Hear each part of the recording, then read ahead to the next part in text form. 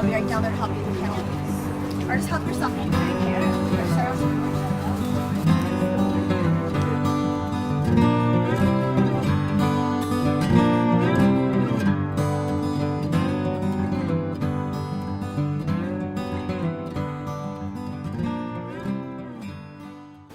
Hi, I'm Jones, the Vegetarian Archaeologist. One thing I really love about summer is all the fresh produce to be had, and I love trying out new recipes with all those fruits and veggies and even trying something new that I haven't tried before. I do have my own garden, and I tell you, fresh produce out of the garden is the absolute best. But if you don't have the time or the space or even the inclination to grow your own produce, then the farmer's market is a really great place to pick up fresh local produce, and it can be really economical too. I am really fortunate that I actually have a farmer's market right down the street from me in Old Colorado City, but my work schedule takes me out of town a lot, and so I haven't been there too many times this summer. But today is Saturday, and it's a great day, and I'm home, and I'm really looking forward to going down to the market and seeing what they have today. And then I'm going to come home and cook up something really delicious and nutritious and fresh that you can try at home too. So let's go!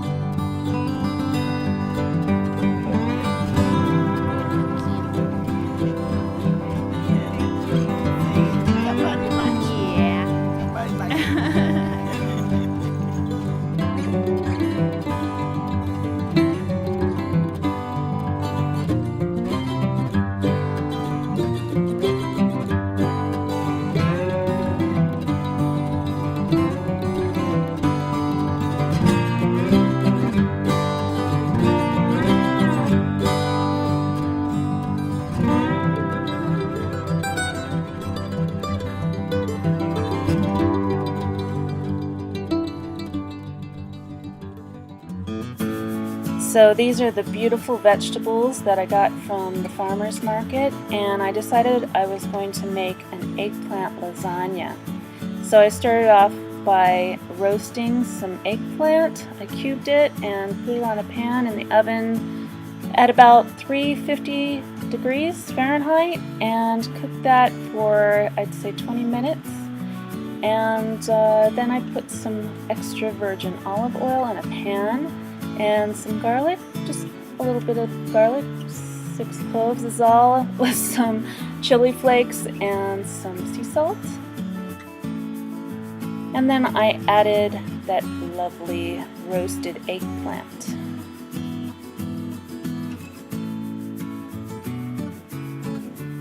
And then some chopped tomato. This looks like it's about 3 to 4 good-sized tomatoes, 3 to 4 cups of tomatoes.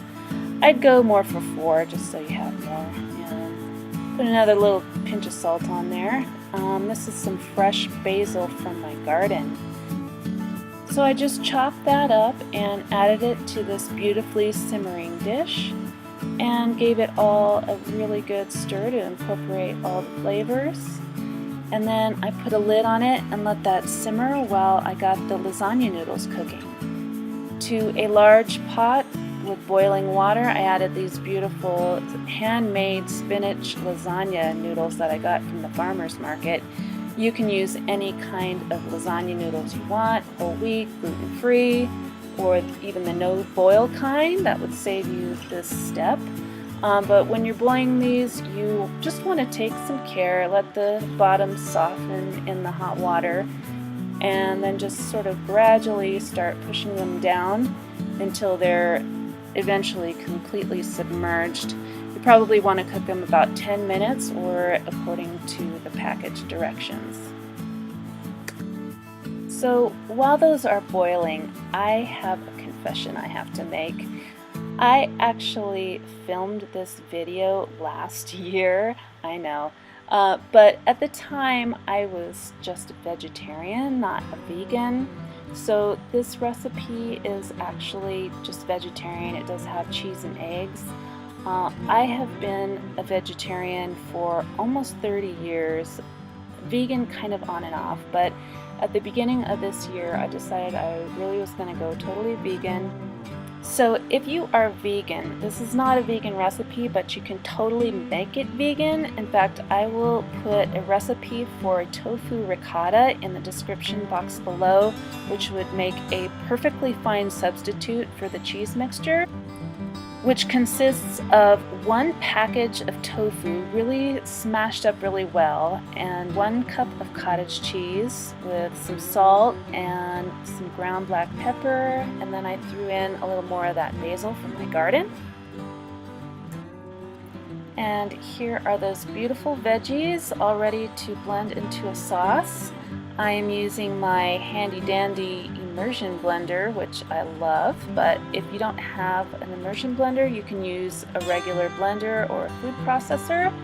Just be aware that the sauce is very hot. So I'm starting with a layer of sauce on the bottom of the pan. Making lasagna is basically just a layering fest, so I always start with sauce on the bottom because then the noodles kind of soak some of that up and the noodles won't stick to the bottom. Then next comes the first layer of noodles. These ones were really long. You actually have to break them in half just to even use them, so I just tore off some of the ends, and I think I used them to fill in some other spots along the way. And then I put in the layer of the cheese mixture.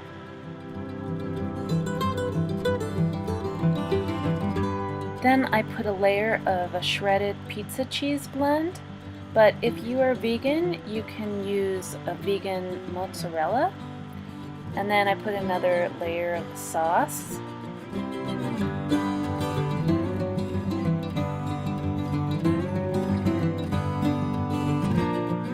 And then another layer of noodles.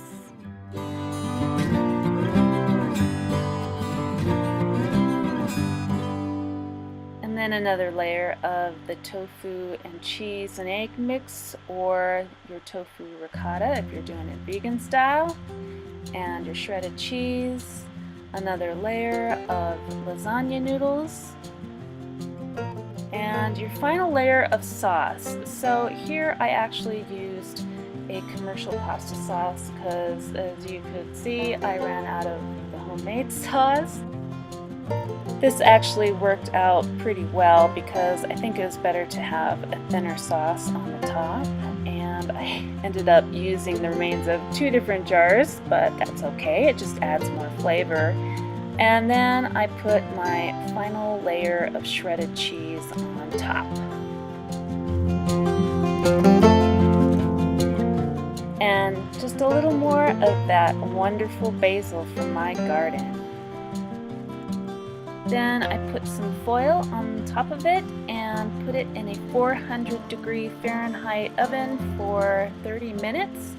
Then I took the foil off and let it cook for another 15 minutes. And when you take it out of the oven, it's going to be really hot and bubbly, and you want to let it sit for 5 to 10 minutes before you serve it. And I tell you guys, this was so good. I would totally make the vegan version, but the vegetarian version rocks too. I hope you enjoyed this video. I know it took me a long time to get around to editing it, and it's not the vegan version that I would really like to share with you, but it is such a great recipe that I had to share it. and I had all this footage that I didn't want to waste.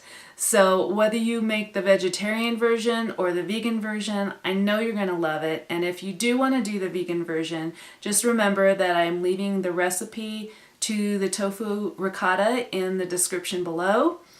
And I will also leave a link to my blog, which is vegararchy.com. And it's a brand new blog, so I don't have a ton of recipes on there yet, but I do have some really great vegan recipes to share. And please leave your feedback, comments. Let me know what kind of recipes you would like to see. In the meantime, don't forget to hit that like button, and please subscribe to my channel for more great recipes and a little bit of archaeology too. So have a great day, and I'll see you in my next video. Peace.